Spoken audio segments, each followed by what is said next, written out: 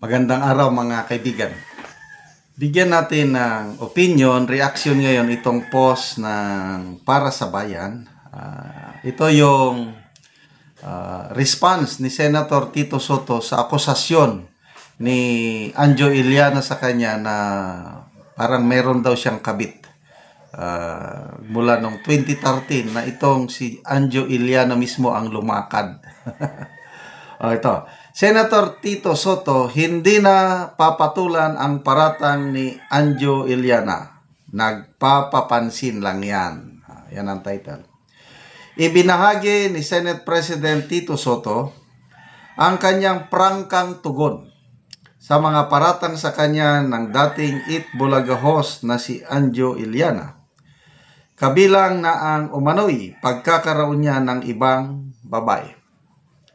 Matatandaang ibinanta ni Iliana na handa niya umanong isisiwalat ang katotohanan kung hindi siya titigilan ng mga taga-suporta ng Senate President. Tugon ni Soto, wala siyang balak patulan si Iliana dahil nagpapapansin lamang umano ito. Ito ang sagot ng Senate President. Hindi ko na papatulan.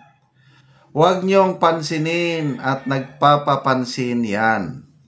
Pati ba naman showbiz at paninira, papatulan natin? Itaas natin ang level ng Senate Press. Wika ni Soto na nagpakita ng pagpili na manatiling kalmado sa gitna ng issue. Okay. So, tinignan ko ang people who reacted, Ito, 8,300 people who reacted, 7,200 tumatawa. Laugh emoji. Anong ibig sabihin nun?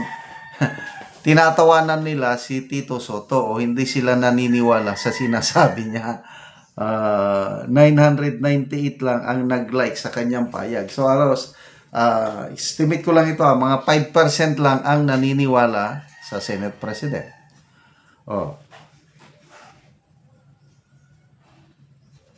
Comments. Rene Oriendo. Bumahag ang buntot ni Tuta Soto. Next comment. Dante. Kabahan ka na at maraming lihim na alam yan. Redimer Pardinan. Alam ni Anjo lahat sa sitcom. Mga alam niya lahat. Ricardo Bugal, silence means yes, aray.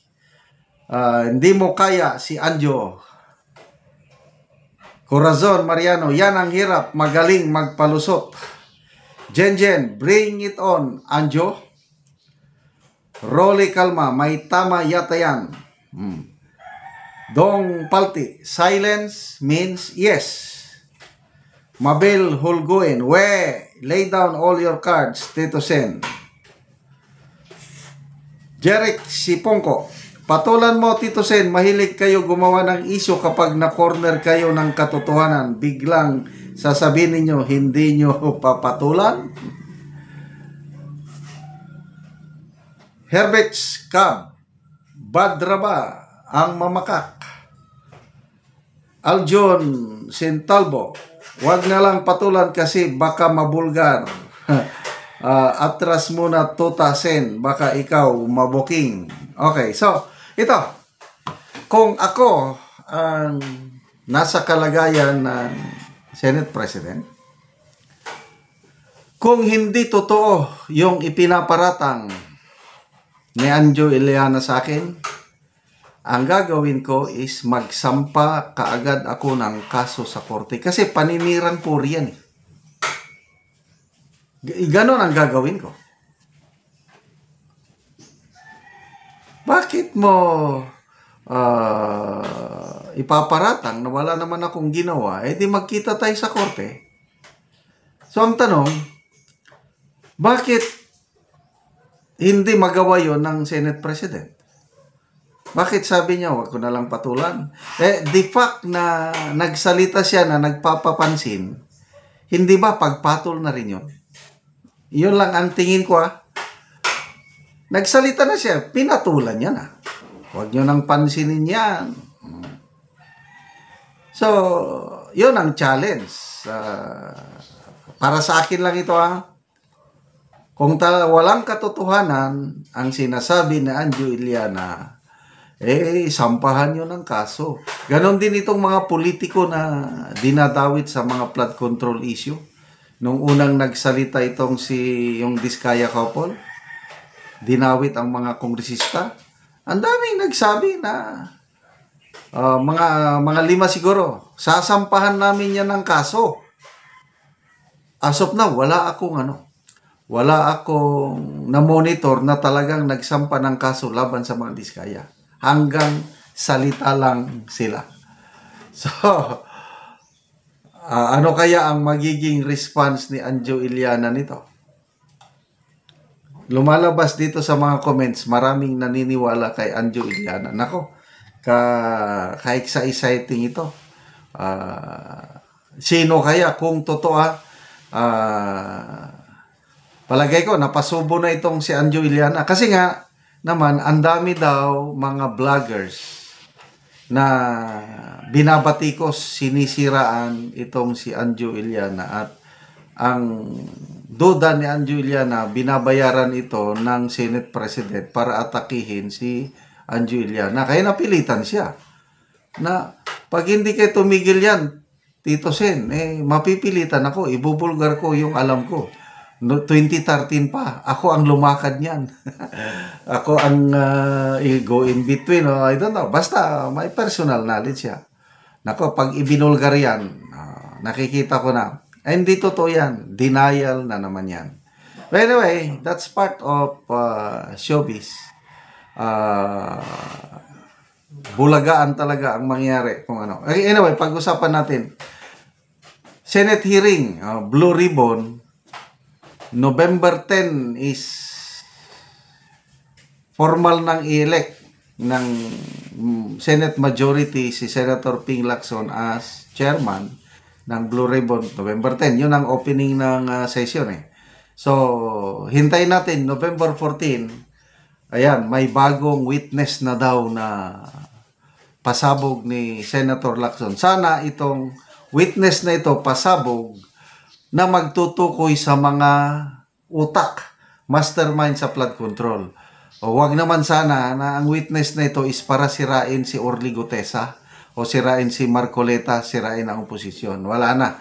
Kawawa ng taong bayan pag ganon ang direksyon ng Blue Ribbon Committee. Salamat mga kaibigan sa inyong pagsubaybay sa ating channel. Nakakatulong kayo ng malaki sa tribong Talandig ng Bukidnon dahil ang income natin sa channel na ito pantulong po sa tribo.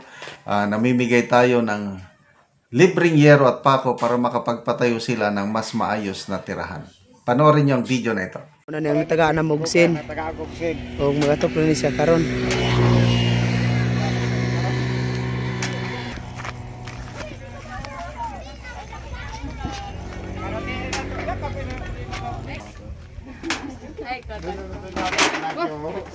Salamat ngayon. Nasakat ka Inday. Karon mo na nang gituko nila palay.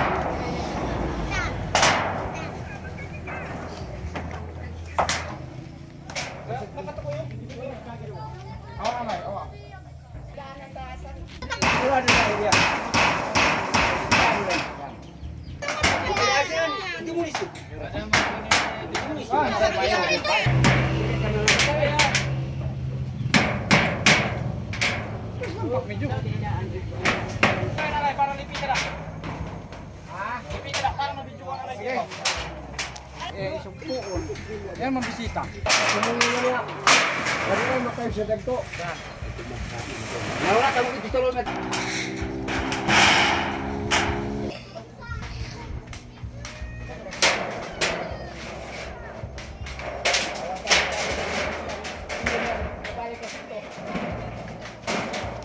Karon naman nagit sa pag-atop si Kuya.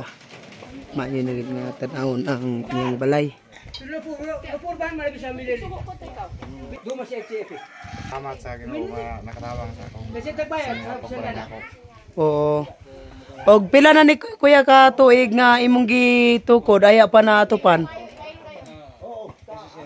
Ito na ni kabulan, bago na ayaw pa ng atopan kay natabangan kong sin. So 7 na kabulan bago pa aya pa na atopan tungod kay natabangan ka og sin. Sige, salamat kayo.